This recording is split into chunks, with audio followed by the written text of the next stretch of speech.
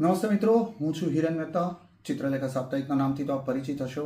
હું ચિત્રલેખા સાથે અને ગુજરાતી પત્રકારત્વ સાથે લાંબા વર્ષોથી સંકળાયેલો છું. અત્યારે હું ચિત્રલેખાનો તંત્રી છું અને આપણે વાત કરવાની છે ઓપરેશન સિંદૂર. 22 એપ્રિલ પહેલગામમાં પર્યટકો પર જે હુમલા થયા ત્યારથી લઈને 6 મેની રાત્રે આપણે જે જવાબ આપ્યો, સતત 4 દિવસ પાકિસ્તાનને આપણે જે જડબાતોડ જવાબ આપ્યો છે એની વિશે આપણે કાલે વાત કરવી છે. સૌથી પહેલાં તો ઓપરેશન સિંદૂર નામ, એના નામની પસંદગી કઈ રીતે થઈ, એના લક્ષ્યની આપણે પસંદગી કઈ રીતે થઈ, એ માટે શસ્ત્રોની પસંદગી કઈ રીતે થઈ અને એ દ્વારા આપણા લશ્કરે જે સંદેશા આપ્યા છે, વડાપ્રધાન નરેન્દ્ર મોદીએ ખુદ જે રાજદ્વારી સંદેશા આપ્યા છે, એ બધાની કાલે આપણે વાત કરવાના છીએ.